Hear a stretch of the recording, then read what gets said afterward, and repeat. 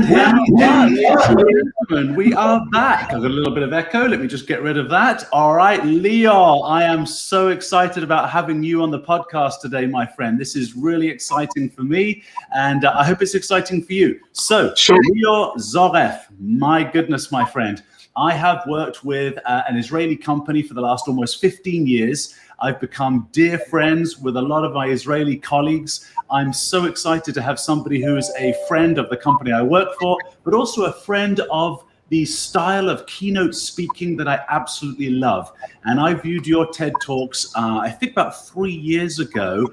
And then, of course, the company hired you to come and train speakers like myself and others, even our CEO at the company. And so I'm really excited to have you on the podcast today. How are you? Let's just start right there. I'm great. Thank you so much for having me, Eddie. And I love your energy and your setup. Good man. Yeah, well, we're getting there, aren't we? It's a virtual world that you and I, as keynote speakers, who I think we traveled about the same. In 2019, I was on the road 191 days. And then all of a sudden, the world was closing behind me as I was touring the planet, stopping at all these cities until COVID finally got us all into a big global lockdown. And now we're doing this. Exactly. A year later. All right, wonderful. Is that Einstein in your background there? Do you think it's a virtual background or a real background? Oh, I think that's a real background, and I think that's a picture of Einstein, and I think that's your bookshelf. And with a PhD, you've probably read all those books. Yeah, it's a real background. Yeah. And imagination is more important than knowledge. You know what? Let's start right there, Lior. Imagination is more important than knowledge. And I suspect one of the things that brilliant man was alluding to was, how do we use imagination and how do we tap into other people's imagination to solve the problem of communicating complex subject matter to a wide audience? So let's start with this. Give us a little bit of background. So for the audience's sake, you've studied a very complicated subject matter in your PhD. So tell us maybe for a minute about your background, and then I'm going to extract information from you on how you were able to illustrate that for wide audiences to understand. Sure. So the area of my PhD and my research is called collective intelligence or wisdom of crowds. So I study big crowds that sometimes behave in a very intelligent manner. We all know Wikipedia, which is an example. I try to see how organizations using similar methodologies to innovate and to get innovative solutions for big and complex problems by tapping into the collective intelligence of their employees.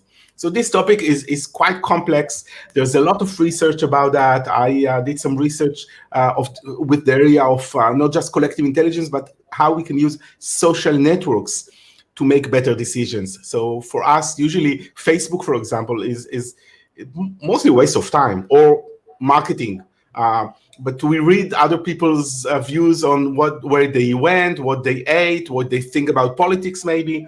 I'm trying to understand how we can use social networks and other kind of technologies, not just to say I ate great dinner, but hey, I have a problem with my career. What do I need to do? Or I have an issue with my organizations. What can I do? So it's you said correctly. It's a complex idea, and one of the challenges I had when I was invited to speak at TED is how can I explain a complex idea in a very simple way? So not just a simple way, but you know that for TED speakers, we don't have a lot of time. A typical TED Talk is even less than 18 minutes. In recent years, it could be 10, 12 minutes. So when you have, and I was given 12 minutes, to explain a complex idea in 12 minutes, it's really challenging. And I was planning towards that for about 8 months. And I think that probably a couple of good months where I tried to think, what can I do in order to make sure that people understand? And one of the examples that inspired me is a very famous talk by Bill Gates. So I worked at Microsoft for many years. So like yourself, I worked in a high-tech company. For me, it was an amazing experience. I was just graduating college. I worked there for 14 years. I was VP marketing in my last role, and then I started my PhD. But when I saw Bill Gates always at Microsoft, it was a great experience. But especially at TED, he was talking about viruses. I think that he was one of the first people to forecast something like COVID, not exactly, but something like COVID. And he tried to understand, to explain how people, especially in Africa, get infected, how easy it is to get infected and die from malaria. I don't know if you remember, in his talk, he had a jar and he said, in this jar, there is a flea with malaria. He opened it and then he said, okay, now it's in the air here in the audience. And he told the audience, now you need to feel what people in Africa feel daily. And there was terror in the audience. Because you think yourself, what the hell? What's happening here? This is Bill Gates, and he's telling me that now there's malaria and maybe I could get infected. And I think it took a few minutes and he said, it's not infectious, so don't worry. But for those, even a few seconds, you understand the fear. You feel. Yeah, right. That's a hell of an illustration, right? Exactly. And I want to get to David, who's dialed in. David, thank you for joining us.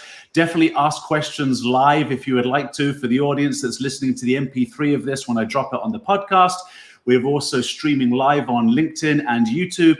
And so I love engagement from the audience. So David, if you have any questions, jump in. Lior is an amazing asset for us. Lior, you mentioned something. Okay, there's so much to unpack here. So you've mentioned a few things that I want to zone in on. You said that TED Talks are very short, 8 minutes, 10 minutes. You got something like 14 minutes. That is absolutely reflective of a real world scenario. So imagine our audience members. You could have people that are engaged in cybersecurity, my profession, and they need to go talk to an audience about a new tool or widget or threat, right? Colonial Pipelines was attacked over the weekend with a ransomware attack. Oil and gas industry is probably right now thinking, uh-oh, we better make sure that we're all connected and we've got all of our defenses shored up. And so a professional needs to come in and speak to them about this subject matter. Let's say, for example, it's a quantitative analysis person on Wall Street, and they've got a new idea about a trading platform or trading volume or anything. They'll likely have 10 minutes to pitch to their boss about this thing. So you had an entire world of research, your PhD, right? You had all that knowledge from your days in Microsoft. You saw this amazing illustration by Bill Gates. And I think, so number one, it's reflective of real world time, right? You've only got a few minutes to explain something you've been dedicated to for years. Okay. But then Bill Gates opens up this jar. I think it arrests people's attention. I think that's probably one of the biggest values. How did you do that to explain your concepts and your PhD? So at first, I didn't have a good idea. For a few weeks, I wrote all different kind of ideas, case studies, examples, stories, and I had this long list of potential things I could do. And I started to erase. So if there were two similar examples, I would erase one of them and say that one is better. And if I have three stories, again, I'll choose the best story. But still, I couldn't find something that will create this moment of feeling and understanding. And I might say that usually when we speak, especially in complex matters such as security, which is your profession, it's one thing to explain to the rational mind. It's something else to explain to the emotional human being we are. So right. I think that if you want to land a complex idea, you need both. You need a rational explanation. In my case, it's the research, the case studies, the examples, but I need something in an emotional level. Again, going back to Bill Gates, it was emotional. He made them feel. Right. So I wonder then if I could interject from the audience. Dave, thank you for joining us. Dave Solano. Dave Solano, great guy, president of the InfraGard chapters around the New York metro area and maybe a few other areas. I hope I got that right for you, Dave, and did you justice. So Dave's asking, how do you address differential learning to an audience of varied learners? So this is interesting. And if you need Dave to expand on what differential learning means that he's referring to, just go ahead and say it, Lior, and he will jump in and add to that. Let's see if you can weave that into your answer.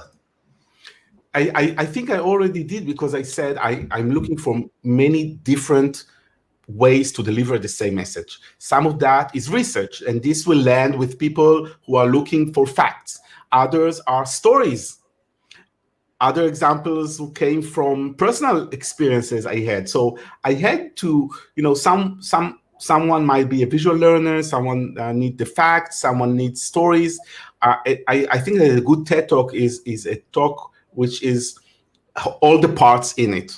It's not enough to tell a personal story, because usually when I watch talks, I want evidence. I want to see, why should I agree with what the speaker is doing. So this is how I try to tackle that. It's like a puzzle of choosing the right research, the right story, the right beginning, the right end, and then something that creates wow with the audience. And this is where I struggled with. And since my talk was about wisdom of crowds, I thought, why not create my talk using wisdom of crowds? So I went back to all my friends in social networks and I told them, let's create a talk together. Talk about wisdom of crowds using wisdom of crowds. And today I work with many organizations who are doing this exactly the same to solve their challenges. But for me, the challenge was creating a TED Talk. So I showed them the example with Bill Gates. And I told them, see what he did. Isn't it amazing? I showed them the example from another famous TED speaker. Maybe you will remind me the name, Jill Bolte Taylor. That's her name. She talked about 2 parts of our brain. And in the middle of her talk, she put on a glove and she had a real human brain. Human brain. I remember this one.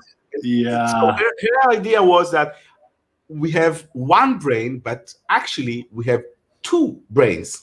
And they are very loosely connected. So when she opened the 2 parts, the 2 hemispheres, you can see that the connection is so thin. So her example delivered the message that we have 2 different brains and they work together, like one analog and one parallel or something like that. Right. So I showed both examples with Bill Gates and Jill Bolte Taylor, and I asked my followers on social networks, do you have an idea? And I started to get so many ideas. Some of them, were maybe a little dumb. Like someone said, there are those jelly, something you can eat. Pop. How do you call that? The jelly bean? Not jelly beans, that pops on your tongue when you. So those small. Sure, I remember as a kid. Yeah, pop rockets or something. Yeah. Something like that. So put them in your mouth. Open your mouth and then ask people how many of them are in your mouth. I don't know if that's a little bit gross. A lot gross. And many other ideas. And this is the thing about crowdsourcing and wisdom of crowds. Most of the ideas are not that good. We are looking for an idea that most of the other people think that this is the best idea. So it's not about me choosing the idea. It's about the crowd suggesting the ideas and then telling me that's a great idea. So here's the idea I received from someone who was just 16 years old at the time. And I think I almost didn't know him. His name is O. And he wrote to me on Facebook and said, Lior, you know what? There's a very famous experiment from 100 years ago. This is how wisdom of crowds was first found by Francis Galton. It's a very famous story, probably you know it. They showed an ox, a cow, a bull in a village in England. They asked people what is the weight, and they told people that if someone will know the exact weight, you get a prize. And no one knew what is the exact weight. And then Francis Galton took all the estimates and calculated the average, and he found that the average was the exact ox weight. And he published the first academic paper in Nature magazine about what we now call wisdom of crowds. So going back to the idea, this young kid wrote to me, Lior, you need to recreate the idea. Ask the team at TED to bring you a real ox on stage. Ask the audience what is the ox weight. People will use their smartphones to send the estimate. Someone behind the scenes will calculate the average, and then at the end of the talk, show what is the real weight, get an envelope with the average, open in front of everyone, and show them that the average is the exact ox weight. And then you recreate the original experiment from 100 years ago, and this is going to be your moment where people will feel that they understand what you're talking about. Right. And I must confess that when I first saw this idea, I thought to myself, no, are you stupid? What do you mean an ox? This is a crazy idea, and I'm afraid to ask for an ox, and probably no one. They will laugh at me. This is crazy. Who is this guy who's asking for an ox? Who do you think yourself you are? Right. I'm slightly intrigued to know how they got the ox backstage. I mean, really, because this. So, ladies and gentlemen, anyone that hasn't seen Lior's TED Talk, you could press pause, go watch it now. So, Lior Zoref TED. You will see it, and you bring out an actual gigantic, real world, not a stuffed animal, actual cow, a giant ox on stage. So, and you're right, because you said something a few moments ago that's really key there. This is the moment that will cement the understanding of crowdsourcing in people's mind. You're absolutely right. When I watched, and it's just 1 minute. So I had 40 minutes. 1 minute is the ox. Then people are open to learn more and say, okay, I get it. Right. And then I can share research and examples. But without this 1 minute, many people sit like this and say, I'm not sure. But That's when they sit off, they suddenly, they are open to that. So, okay, that's right. Now, you brought the ox in at the beginning. Why? That's right. And so that arrested people's attention at the beginning. That was on purpose, I'm assuming, to bring the illustration in early. To bring it early. It wasn't the first thing I did. So I used humor.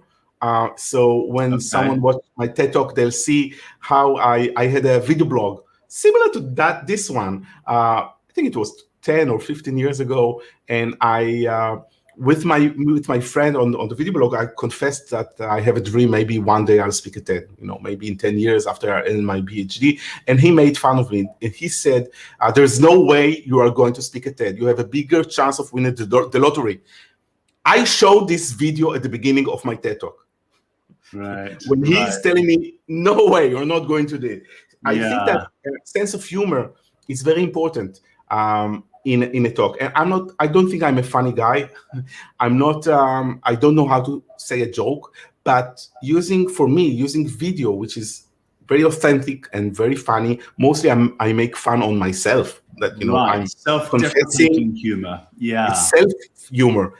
So I think humor works very good. And then the example I did to create a moment with the audience, and there was I could hear that the people are like, oh my God, what is it here? And you ask about, where did it come from?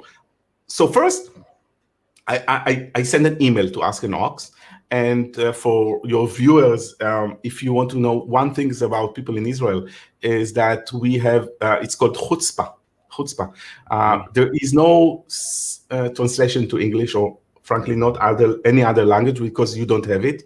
It's a combination of going after crazy ideas, failing and trying again, and having this perseverance. So my chutzpah was to send an email, can I have an ox, please? So I sent this email.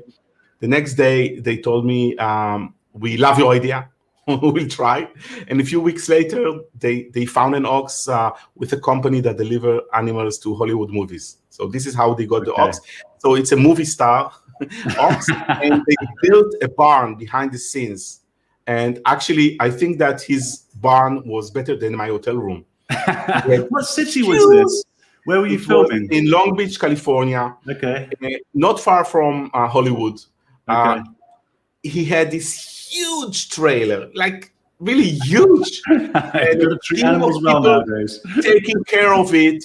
And he was actually, it was, he got VIP treatment. And so he was behind the scenes. And then we did some practice the same day with the ox. And actually, it's a little bit like bringing a horse or a cow. It's so, we have something with oxes the same as we have with sharks. Most sharks are not, there's nothing dangerous in sharks, but we all remember the movie Sharks. Yes. We are afraid from sharks. So most oxes are really easy and nice. So he was on stage. It was really easy. I was scared that maybe he ate or drank too much, and who knows what's going to happen on stage. Yeah. Add that to the pressure of your keynote on TED. Yeah, that's right. Yeah. Well, there's a lot of pressure when you are delivering a TED Talk. And yeah, that did a lot to the pressure. Maybe we can talk about that too in a moment, but I want to also kind of go back to the chronology, because I'm finding it interesting that you started with humor, then you brought in the illustration immediately, and then, have I understood this correctly? And then you talk about the complex subject matter. So that's the order. And is that on purpose? Is there a formula there? There's no formula. For any formula you'll present, I'll show you amazing speakers that do exactly the opposite. Okay. Thank you. I'm a big fan of telling stories. I know speakers that tell no stories, and they are amazing without even one single story. I think that's that words have power, and presenting is an art form, and you can take art to so many different directions. So for me, it was a little bit of humor, this moment with the ox, and then a few case studies. But I think that there's no formula. It's hard work and being inspired from what other people are doing and trying to figure out what's relevant to me, not trying to fake it and be someone else. I'm not Bill Gates, okay? I cannot do what he did. I'm who I am. I'm a geek guy from Israel who's scared before speaking, even today with big audiences. Although I spoke in front of thousands of people and traveled the same as yourself, I was very fortunate and lucky before COVID, and even now, during COVID, I have this studio at home. So as a geek, I built a studio, and then I speak to audiences all over the world. I'm still. My essence is someone who's a geek, who's a little bit scary, trying to work hard and explain things in an interesting manner. And this is who I am. So I crafted the talk to suit myself, not someone else. And everyone needs to find their voice. I think one of the biggest challenges when you are speaking is to find your voice. I know that when I was working at Microsoft, and I was delivering many keynotes, and similar to a little bit to what you did, I product launches and demos. I was always the geek guy doing that. I still didn't know what is my voice. It was the corporate voice. I put a little bit of myself in it, but it took me a few years to find my voice. I think this is the biggest challenge with people who start to speak professionally, is when they try to be someone else and they don't, and it takes time, because finding your voice, it's a mantra, but what it means is that you try many things, and you try and you try and try, and it's not there. Once it's there, you say, okay, that's me. And for me, my voice is being vulnerable and human about who I am. This is when I started to feel, this is me. But it took me many years, I think more than 10 years to find my voice. Lior, this is so profound, because I love the fact that you've said there's no formula. In actual fact, to find your voice is to be authentic, if I can sum up what you've just said in the last 5 minutes. Now, here's a fear of mine. This is a genuine fear. I've done hundreds of keynotes. And yes, I work at a corporation. The vast majority of them are, purely corporate based. To be authentic and find my own voice, I'm actually afraid that, I'll be blunt, that my voice isn't good enough. That what do I have to say that's aside from, so when you transition from Microsoft to, let's say, Lior's voice, let's just put it that way, in between there, that's a huge journey. Right, so I'm currently, corporate boy, global security strategist, and I can do that really, really well. If I want to inject my own, let's say, substance or authenticity into it, I don't know what my identity is outside of my work life. Do you understand what I mean by that? It's very profound, and when I retired from Microsoft, I asked myself, who am I? I was used to, when I pick the phone, say.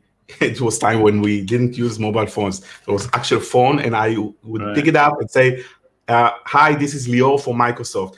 And it was built in me when I retired from Microsoft. In the first few days, I answered Lior for Microsoft. I am Lior for Microsoft. That's me. Right. Who am I if I'm not Lior for Microsoft? It's not just about my voice. Really, who am I?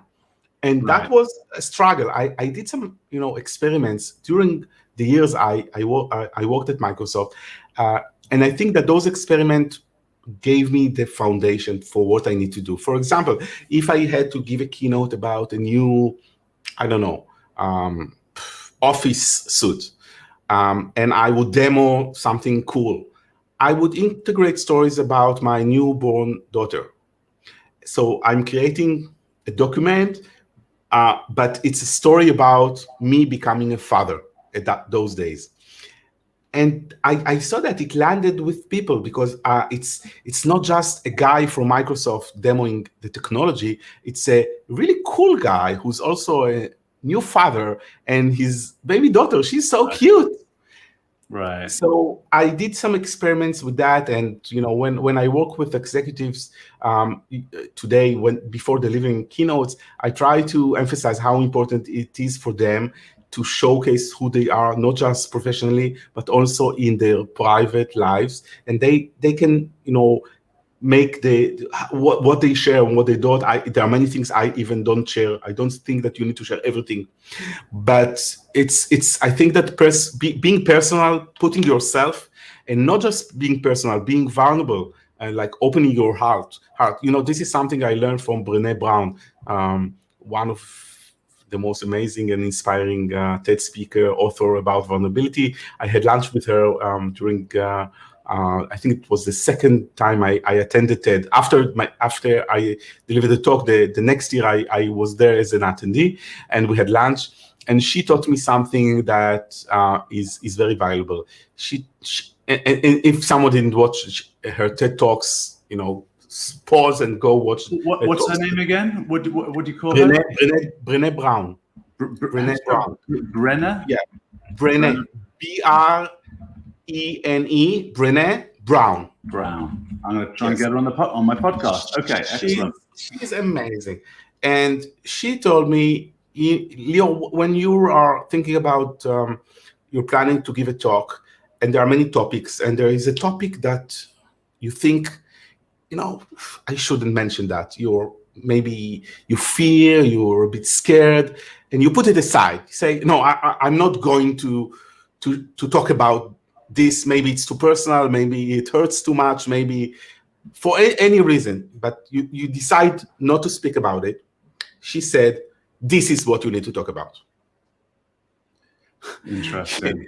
If you're scared about something, put it on the stage, because then people will see you as a hero who managed to overcome his fear to talk about it. So the audience sees you as a hero, not as someone who's weak, exactly the opposite of that.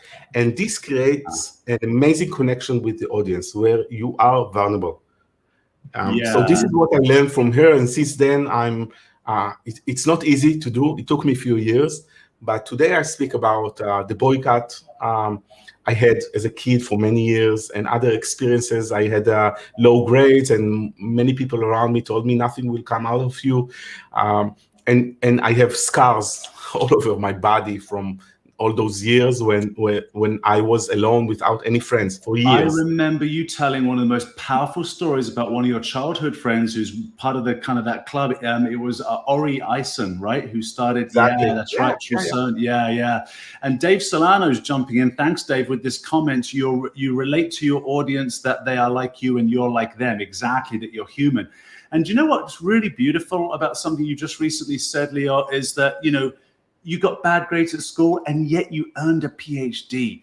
That is so much more inspiring than the person, let's say like my wife, who's academically brilliant. She just listened her way through school and just keeps scoring. And it's just like, I can't attain that. I can't do that. I have to really work to get a C+, right? So to hear you say that is absolutely brilliant. And I think that those are the best keynotes, even as a corporate citizen. not necessarily transitioning to just Eddie Doyle, to just Lior Zoref, but to have a message about my corporate world, like you were doing with Microsoft Office suites and bringing in your family to them. Those are the ones that people remember anyway, right? So I think it's about being authentic in our own skin, even while I'm wearing a corporate suit today, or I might be wearing a hitting the keynote vest tomorrow, right? So yeah, I love that. I think it's super inspiring. It's challenging to be vulnerable. I find that a very hard thing, Lior. I associate it with weakness, which I know is wrong.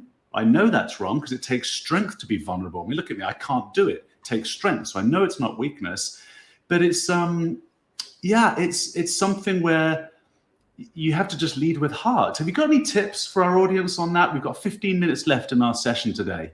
How can we be more vulnerable? I think that it gets back to, the fear from presenting, which I still do have. And most people I know, the fear of public speaking is so common. And, because you think, maybe I'll have a blackout, maybe I'll say something which is stupid, maybe who knows? So many people are listening to me, looking at me. The spot is on me. It's scary. And more than that, I'll be on the stage and you want me to tell a personal story about how I'm weak, how I'm vulnerable, how I had no friends. So it adds to being scared. My tip is that there is no way to eliminate fear. There is no such thing. If you're scared, it's because this is important to you. And I don't know there's no way of not being scared. The trick is first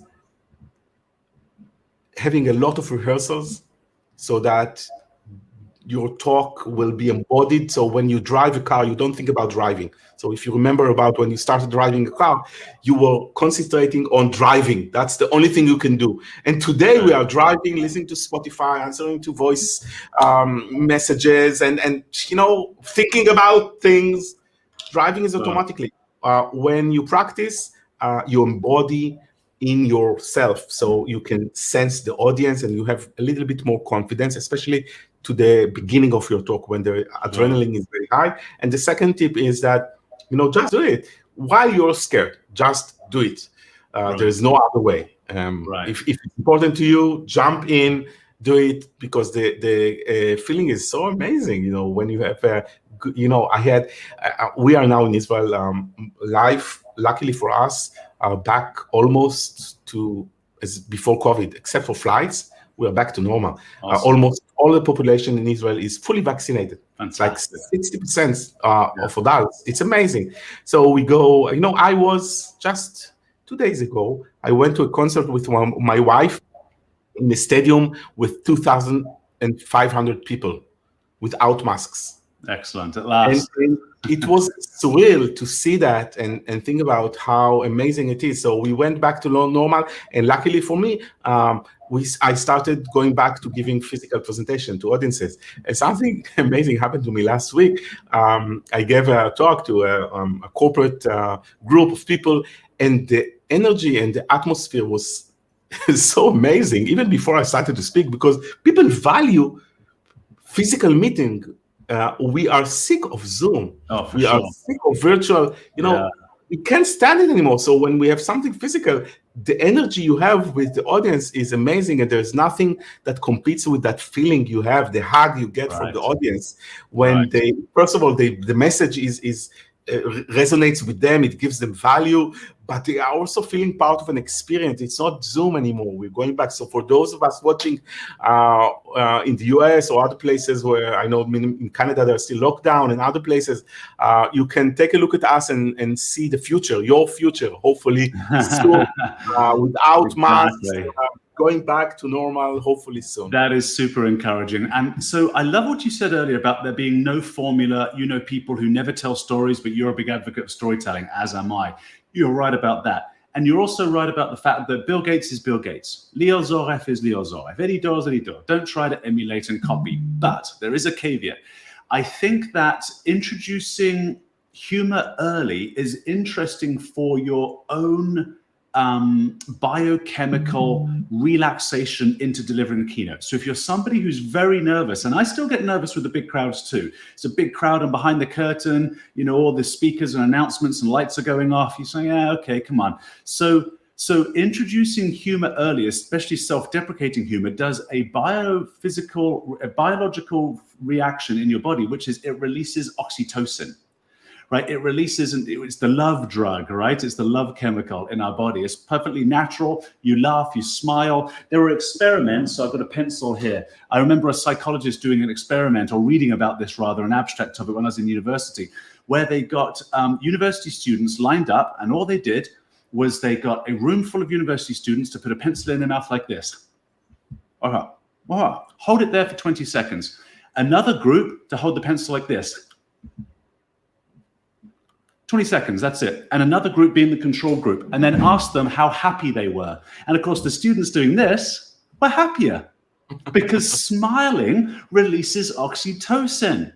So as a little hack, if you will, and again, I suggest going right back afterwards to what Lior said on, there's no formula, find your voice, be authentic.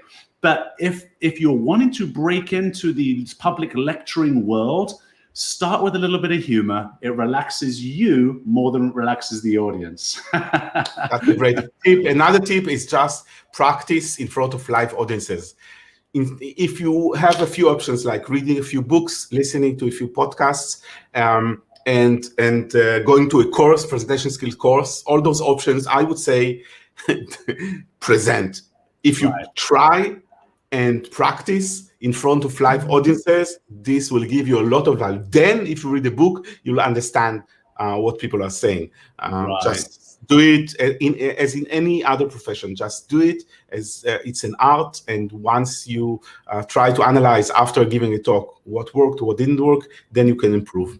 That's right. They don't teach carpentry only in school. You have to get on the tools. You have to pick up the wood, you have to saw it, you have to cut it, you have to make mistakes, expensive mistakes.